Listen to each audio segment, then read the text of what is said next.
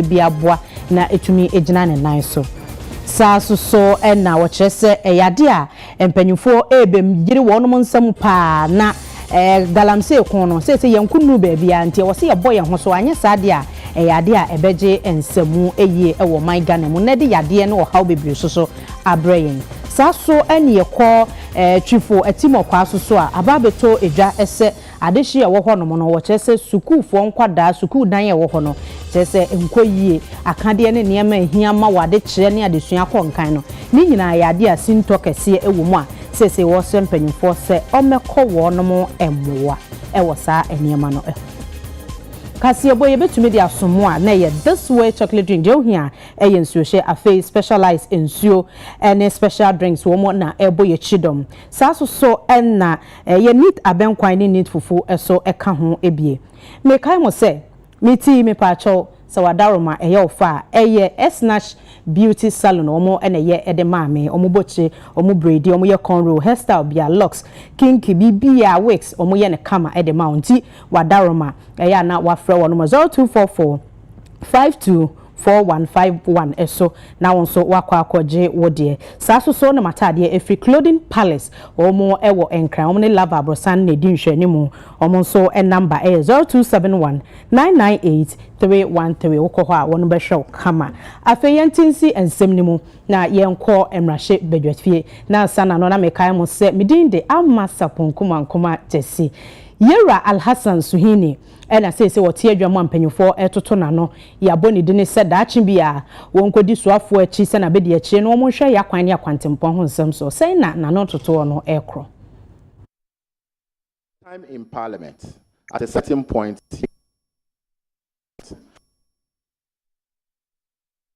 kick out of Parliament.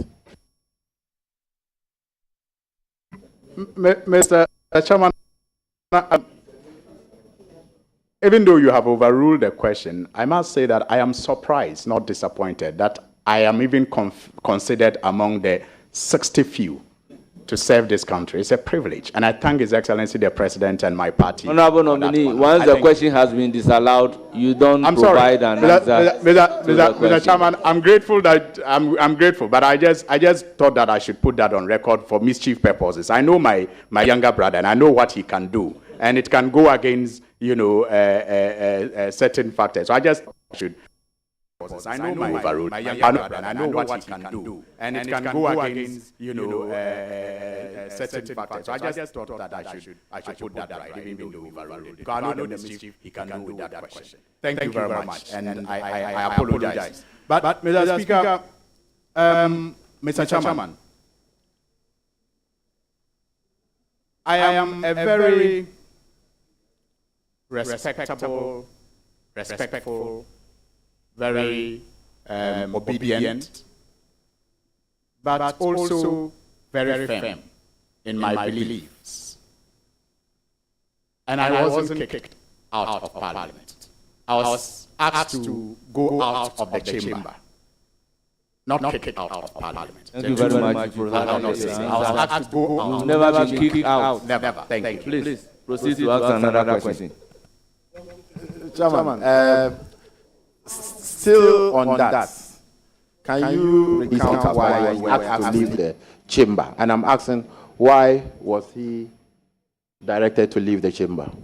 He said he was not kicked out, but he was asked to leave the chamber. And I'm asking, why was he directed to leave the chamber? Well, Mr. Chairman, I think it was a day that the Right Honourable Speaker, as he then, the Deputy Speaker, as he then was, Honourable George Sewusu was in the chair, and there was some disturbance, like it usually happens sometimes during parliamentary proceedings. And perhaps he thought my voice was louder than everyone else, and maybe it is young I looked, even though my voice was that thunderous on air.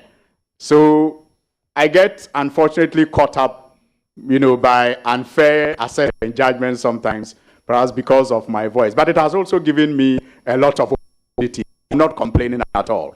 I think on the day my voice was louder perhaps than my colleagues. and he was happy with how, and he asked me to leave the chamber. Thank you. Perhaps than my colleagues, and he was not happy with how loud my voice was, and he asked me to leave the chamber. Thank you. Mr. Chairman, have you regret this action that led to you being asked to leave the chamber?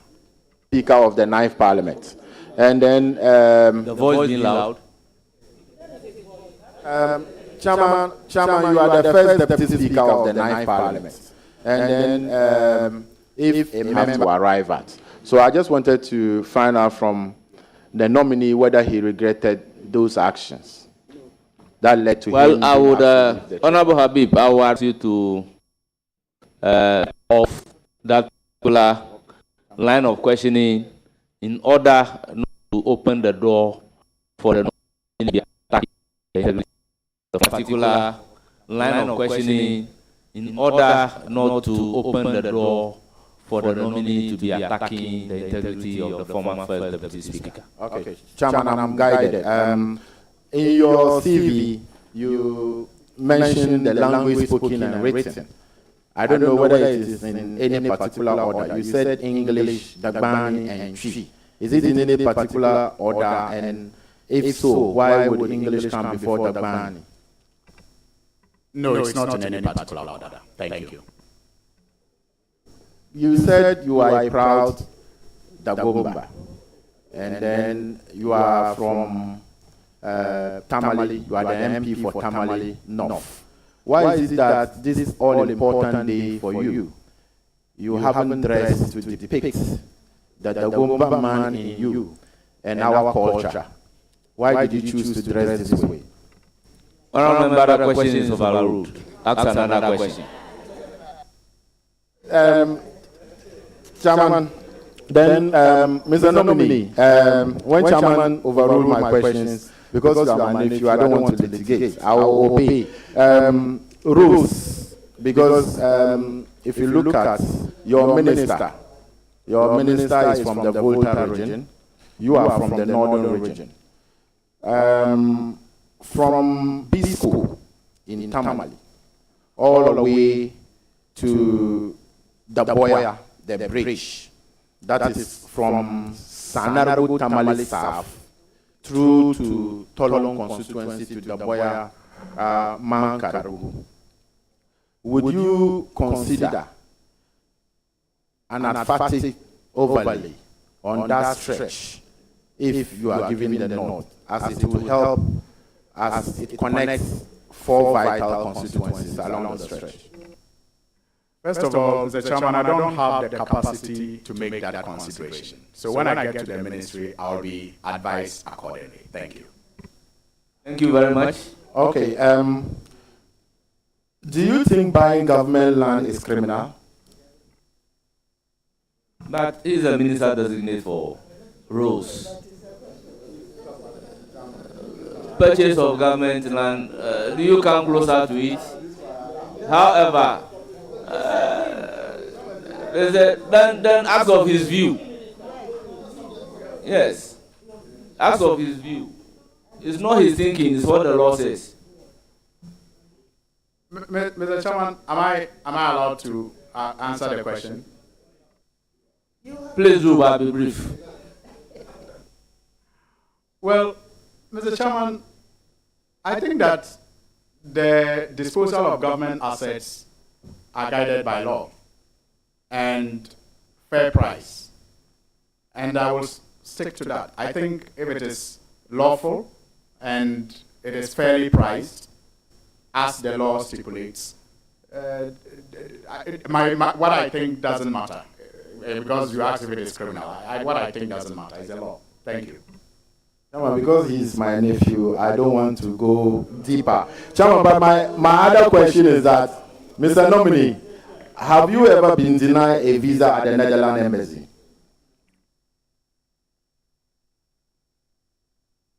Well, Mr. Speaker, I like the fact that he keeps, emphasizing the mistaken point that I am his nephew. But if an uncle can treat you like this, then you don't need a relation at all. But the truth, however, remains that he's my younger brother. But Mr. Speaker, Mr. Chairman, it was reported in the news, and subsequently the embassy apologized for that mistake, which according to them may have happened as a result of the handling of the documents through the protocol officer. But I don't think that we should be, nobody is entitled to the visa of another country. And so I'm not entitled to a visa of any country in the world by the mere fact that I'm a member of parliament. And so if even it wasn't a mistake, I wouldn't have considered it an issue at all. I'm a very proud Ghanaian, and throughout my life, the only time I even acquired a Ghanaian passport was when I had the opportunity to travel abroad. I never dreamt of leaving this country for any reason whatsoever. I've always been proud to stay here and contribute my best to the progress of the country. Thank you. Mr. Chairman, I think I have produced a very good, wonderful next view. Perception. This is perception. Many are of the view that you are rude, you are arrogant. How will you describe yourself? Well, so many other people also, in reviews that I have seen, suggest that I am very humble. And in fact, many people have told me my humility will take me far. And I am minded to listen to that more than any other negative one. But I mean, we are all not perfect. One thing you may know about me is that I am, like I indicated earlier, I'm not a pushover. I respect authority, I respect age, I respect institutions, I respect everybody. I respect the old, the young, the rich, the poor. I respect people generally. But I don't allow anybody to take advantage of me. I wasn't raised like that. My grandfather seated behind me would be ashamed if I allow people to take advantage of me. Thank you.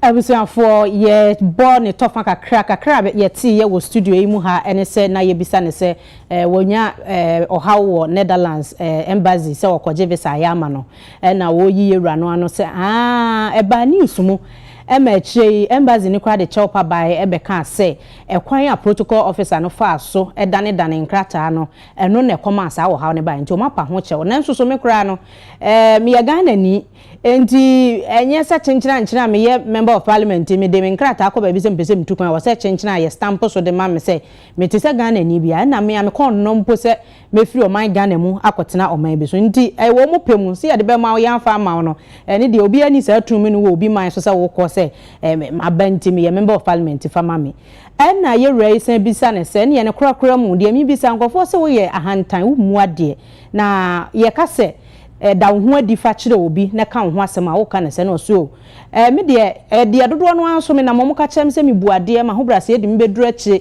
enti metwe madwen kɔ papa ne so na bone ne de ya me ntwe madwen emfa nkoso sa ni nyina nkamfo no me buade me jembre di me bumpanyufo me jiku ahodo ene nyumaku ahodo me di buo mu obi a na so so se paase ye se ye obi yodium ye sunsum na etikɔ kɔka se koye se ende enya ade obi a betumi ahyem ya mma koye bibi a me ankasa mempe we ni kakra yete wa ha ya bone tofa ede amamu na yeto aso dia na so afa wo hwe akwan ne akwantempo ho nsam so onmonyamfo Kwame Agboza ye kasa ide woni yewura Joseph Bukari ya ono so ye transport minister abo anan akoba bia azels ahodo a ye de niema mumununtungumu ahyan akese ne de nam akwan so no kohwe se de ye we no wonom ko ye no wo se wabonani akohoma hu se niema no yenwe bi wo ho a containers yenwe bi kura no anse ya wo na tikɔ no wasi kwan so ka ho bi ene ya kwan no ese ye no nti ene ma ne bo anan ekokohwe ye ne se de obetu ho anamon se hyen bia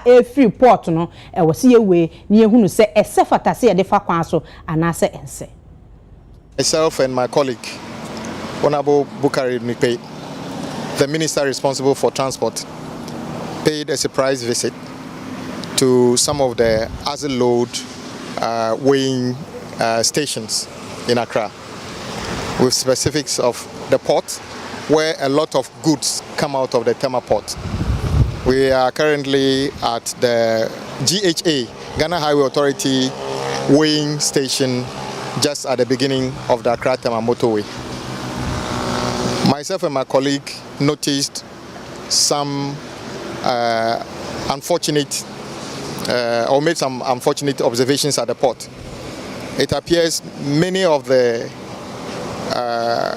weighing bridges, some of the weighing bridges at the port are not being used. We saw vehicles not being weighed and getting out of the port. You asked a very important question. Why are we doing this? You and I spend billions of cedis building and rehabilitating roads. But these roads deteriorate so quickly, quicker than we expect them to last. We have identified a number of reasons why these roads are not able to last as long as we expect. Amongst them is the Azle loading, or the amount of tonnage vehicles carry and ply our roads. We need to do two things. We need to ensure the enforcement of Azle load regime, that is, vehicles load to the specific tonnage before they get onto public roads, so that we will be able to extend the lifespan of our roads. So myself and my colleague believe that we can work together to deal with this and minimize the damage being done to our roads.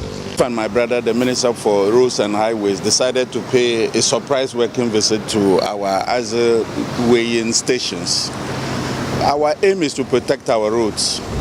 My aim is for my passengers or the vehicles that ply the roads do that in comfort and preventing accidents. You know that damaged roads are one of the leading causes of accidents.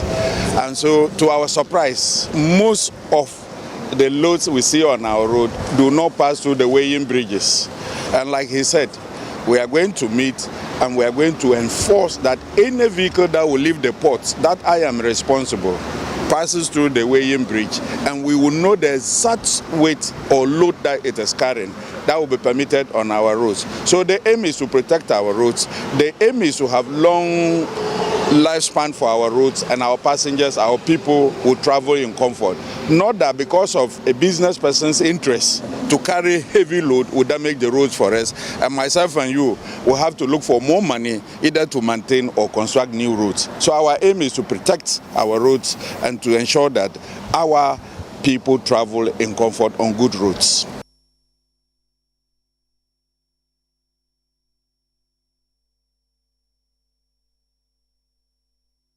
Yehwe akoma yade ye yade bi asese eti atese pa nam so ayo so ama bibremu mpanyimfo wonom ahia ene aman ahodo so edi kese a wonom ye summit sonko e won kran ha na botaye nyina ne se wonom betumi aye nhwehwemu wo betumi anya animdifo ye a wabene eba no akoma yade na operation yo ho nsem a de fense surgery no wo bia besua bia firi ne yonko no matumi akom ho abom na koba ne se wo ye ntumi a ye de asemasi kɔ hɔ a we betumi yewura ye Professor Yanka akasa se ehu hia esanse ne nkofo bebre wo behu a ye so wokɔ na ye akoma no anti obi ahia obi nim de ne akeka siani se de be ya ye betumi akɔ afiri hɔ no nti eno mo de summit no ahyehye so.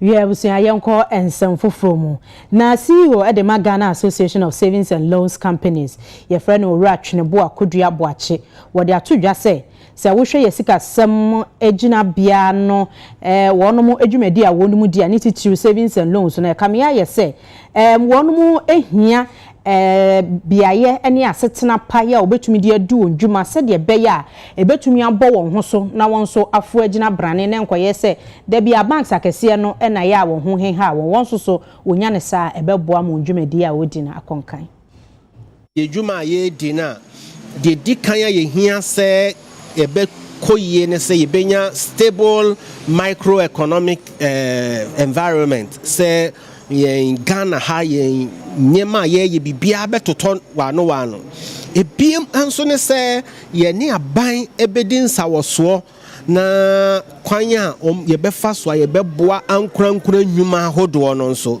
yenso ya sudie wom no yenso ye ne aban edin sawoso de aban so betimi aye biom so no se program bia aban pese wo ye efa SME MSME sector no hono savings and loans companies aye crowd say ye beboa aban na omo I decide jumedi no. It is an honor to be here today for the official launch of your 5-year strategic plan, which focuses on MSME development through the introduction of appropriate financial support under the theme Growth Through Advocacy, Community and Ownership.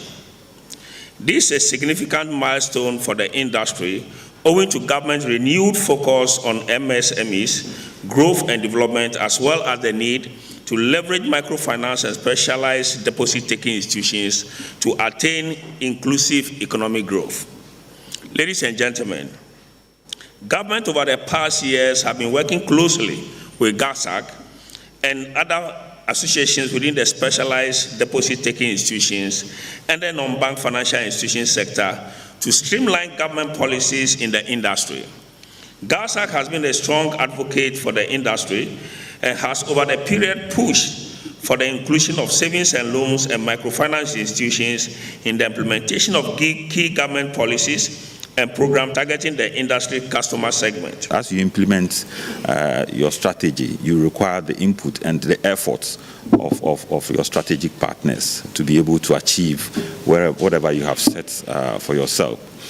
But what I want to say is that we are aware, you don't need to be told that the industry is evolving and it is quite dynamic. So a document of this nature would require a review from time to time. Even as we speak today, from time to time, we need to take a look at it to see whether the document, the strategy, could deliver the outcome that you expect. And I have no doubt in my mind that given the capabilities, given the skills, the knowledge that the executive and its members possess, from time to time, they will do the needful. He would want to continue to have that kind of relationship, that kind of engagement, so that you can also contribute to building the economy, so that at least the financial sector, at the end of the day, will be the beneficiary.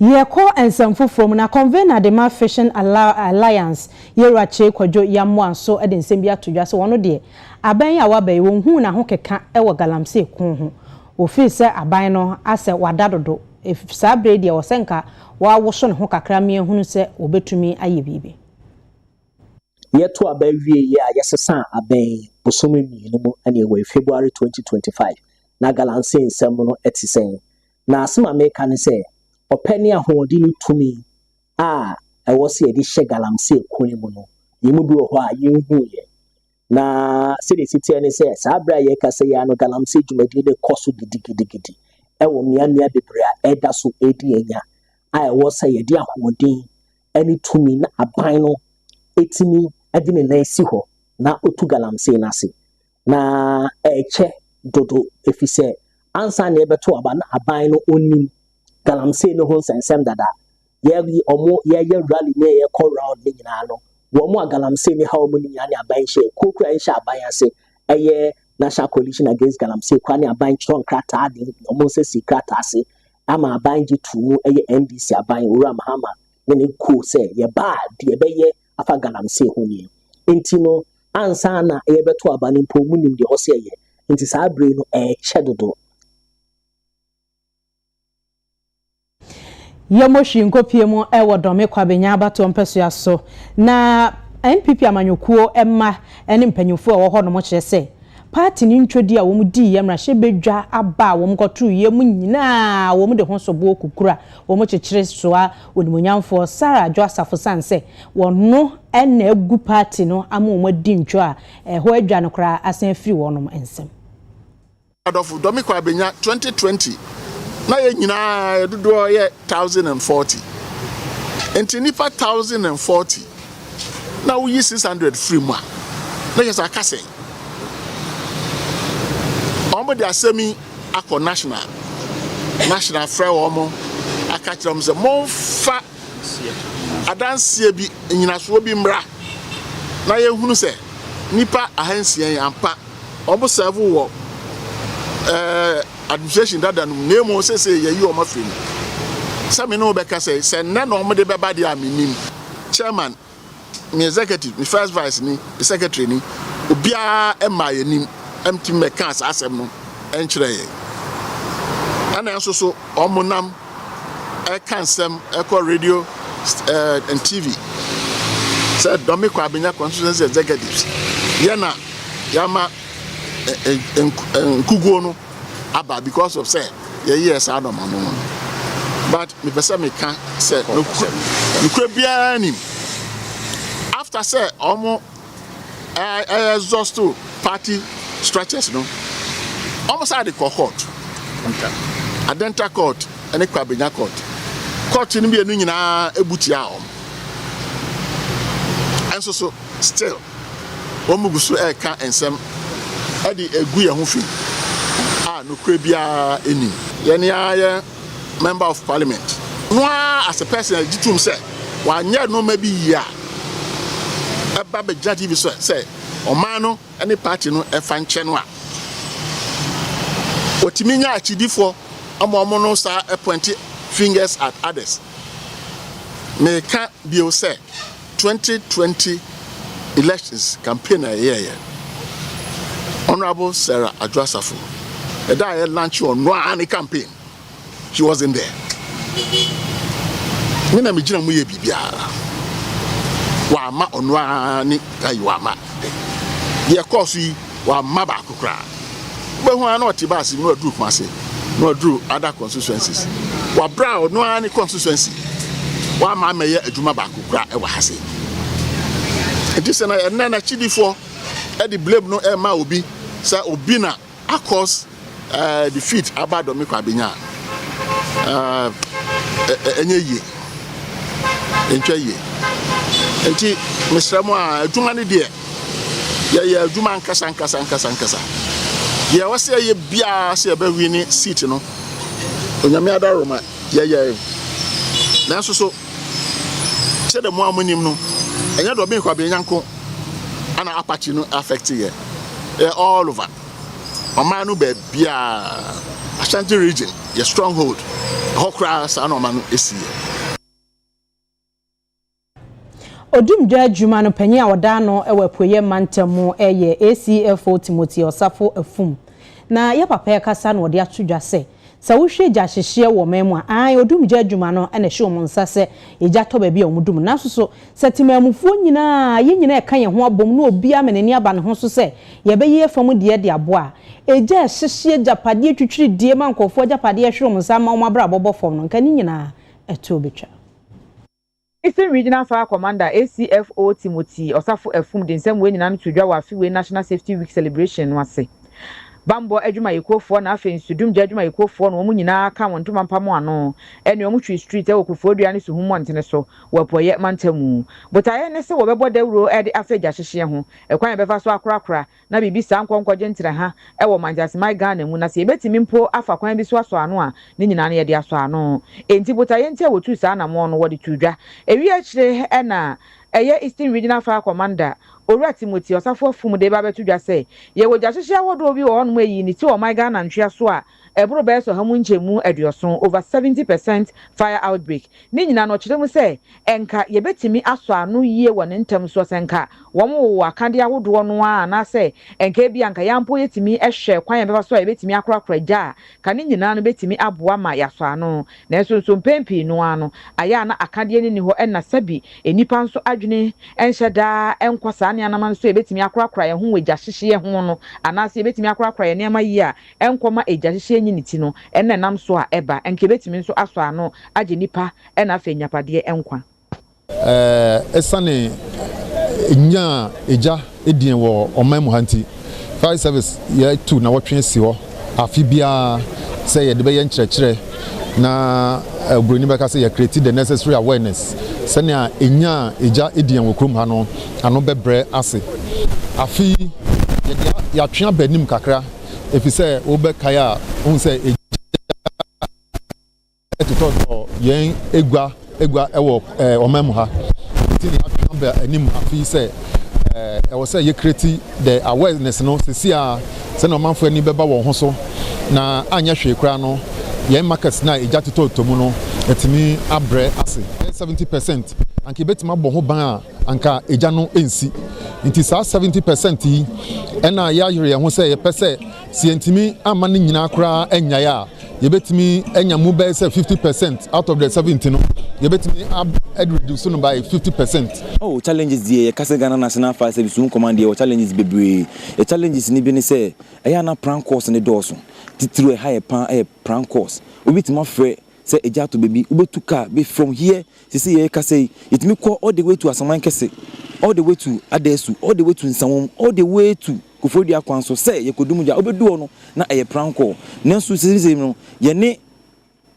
the other services aye collaboration na sankofoni na yebet ma de achom another challenge is e wo mu no ye say ye niema no bebre na no eho atochima akra ache nti ye forso ahu kwan fa so yi na be den ye men no over the ground so no ebre mu jani e de save lives but niema no bebre ho no ma aye dada anke be sere say aban no anase ankra bi po betima be ye suhun fire station emwa e wo ne bebre kwan so a ye beje idea me fire ko baba bedin sawo so ye won ma bebre be a omuhia wo so ye hia ma fire hydrant so it's something I'm going to push very hard say ye benya fire hydrants in certain strategic points e wo so se na be ya say oja towo Roma mu yo ba rafa enu kwan say otu fire tender no be ko baby akofele ya be hwe say ye benya bi won New Town ye be hwe bi say ye benya bi 44 ye so bi ye benya bi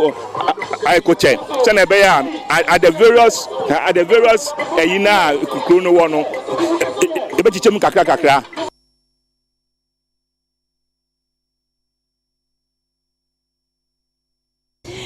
Yako ensem fufuro mu na enye ni kasem sanse wonumu edi enua hodwa ewo kwada so dwom ekyese na nsenya ye nimsem eneja eto ho hye wo mu ne nyina afe omu wo ho na mpanyimfo se afe de omu besan betwitwa baabi am omu se de be ya ye ntimi ntuma no aduane ngunti ye bema mbebe foforo atena afe sika ye agi wo mu no ase mpanyimfo ne hwe ha we ba wo mu so kora agi wo mu sika twitwi de a wo mu hunu se wo mu fom ya wo ho ene wo mabenedie ho na ede atwim sika ede afiri wonsem enche kra eye January bosumi meche 2025 ya oyene esi ewo kwada so edwakese a omoye enua ho adwuma wo kan ma YouTube nsam trefo kwa kopiem a ejapade de ni nyina ehwere wo na no na wo ko saa nwunyehia mu eye nsam trefo nhyem de ewo kumase kwada so a wo kyese efise eja no eto ho no ma ehye wo niema no wo pese wo sa eye nsiesie ewo ho no na kwan amamfo bi efa so edi ebo wo apuo no wo dwire wo enti efisa asase a wo teso a na omu edidwa eja no eto ho no wo pese wo ya amamfo nam koti kwan so a wo pese wo gi wo sika eno na wo ma ye nsamtwerefo nhyemudi a wo di adesrede ede to asante no tumfo osetutu otoso mienu enim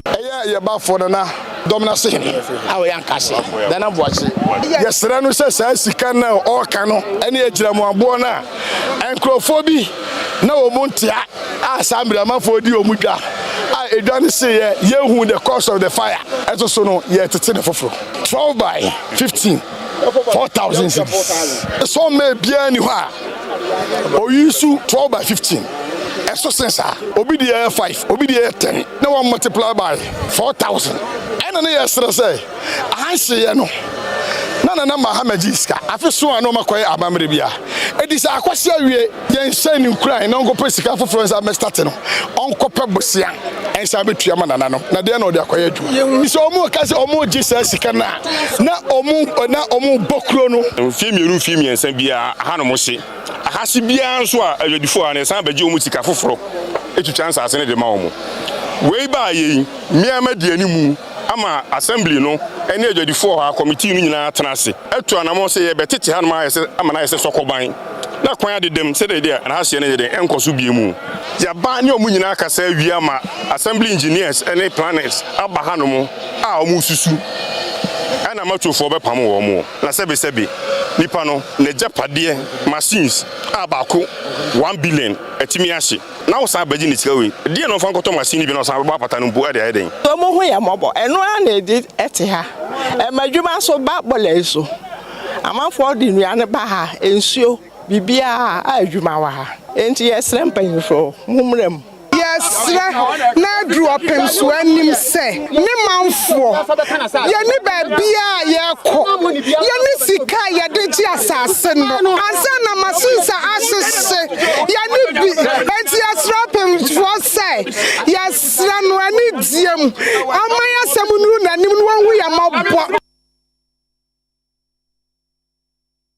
Ebeto jase esuo ofe eyade aye tu galamse ewo mu na no ene ohena wowo pasoro eye kroba akwa ewo atwema emponua district okofo nana kwame beduma afo ede ato jase enye no kre Okofo nana kwame beduma fo wono na ye hene ye wo pasoro wone UTV central for twentwe nkomo no wodi tu dwase wo se video bi nam abefo ntinten fidie no so a enkofo bi di infidie di tu galamse ne niema hodo akwakosi esuo ofen so wo pasoro a ene a eda video na se ekase wo mafo etu afom agudi anase wo ye galamse e wo nsuo no so no wotemse o asam no nokra bia nim na asam no krasi e kra che wo se be afi ba ko atwa munie no no ankasa te enkofo bi etu galamse e wo nsuo no so tintempa wantana ne to so no ode ntempa mrikatante kwakwohwe ese na dwumadie ne kono na okoya okohuye no na ntempa wode ne 9C form a wo pam mo hina free nsuo no eso enu ntime kasa de nya de se obi tu galamse e wo san nsuo na wo mo eka no eso na wo se so maye nananom ahemfu die se ye boye kwaya ne nsuo ho ban no e ye o masade no no so de na koma so pa enu nti wantana se nya hwe han e mo bi e metu galamse mese nsuo ne ensase na najina so de adesede to nananom ahemfu akanim se obesre pa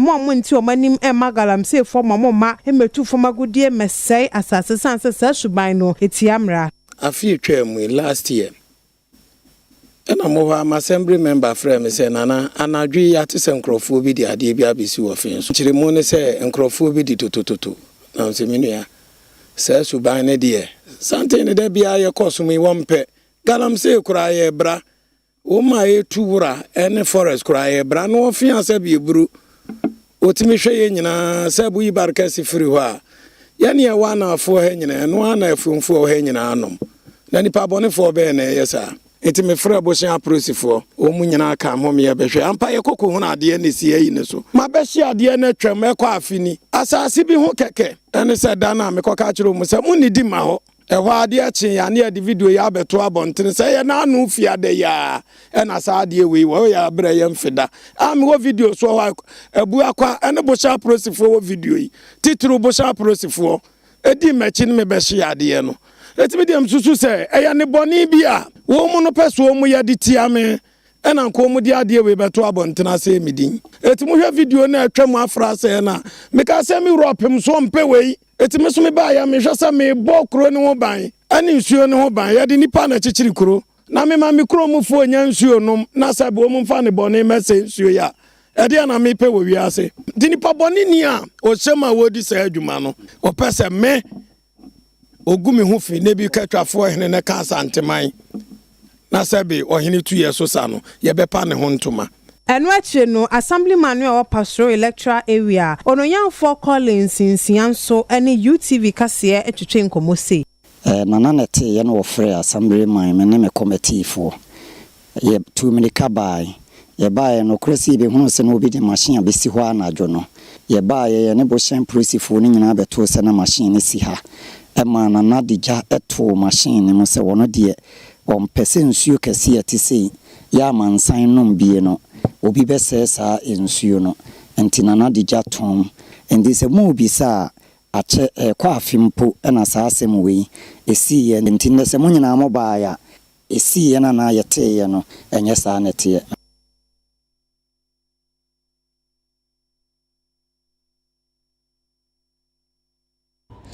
Yemoshi na yenkopiemu wo takrade eye agona na wokyerese General Manager woda just small construction ano Ora Steven Hammond e de atodwa se enye nokre se yesi wasi kwan a omanfo di akyerentwe wo so wo ewusijo kwan ne so wo takrade mpatam ho se nokre bi anim nya de wo mosi kwan bia dem aka na yeso so anepia na yenya information there was yes Elbow Cross road no na bridge no on na yembo obiara bane the information no onye no kwa osande ekwana ye ama omani na wona ofa kwano do and say if obehia there or dey cross bibia ampa ye be dikan ya ama FM funi na media funi na information na won wa true at least about 1 or 2 weeks and say na the bad ko baba but so far any intention there to cross any section of the road.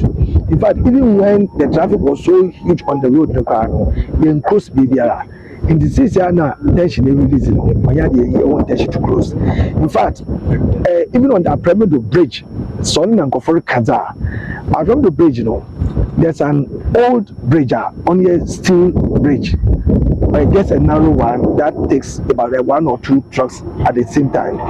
But what we are doing now, is a dual bridge, and maybe is supposed to have about 3 cars at a time. It's about 90% complete on the other side.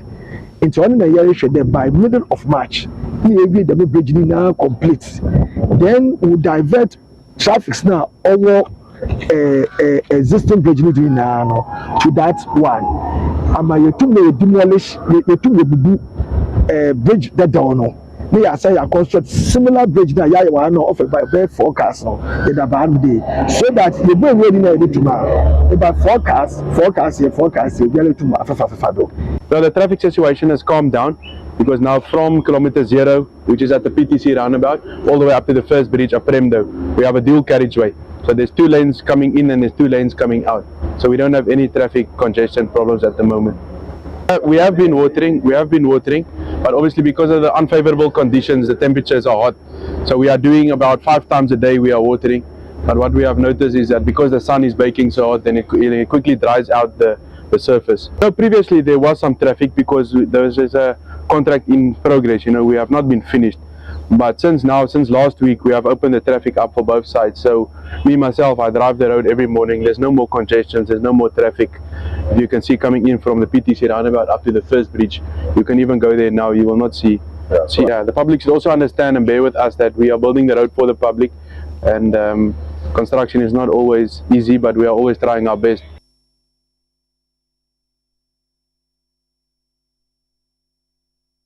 We have some 4 year home sutia 1 year ton cry about bongo di faradi agudi mun sama wabo no ebeto ayeso.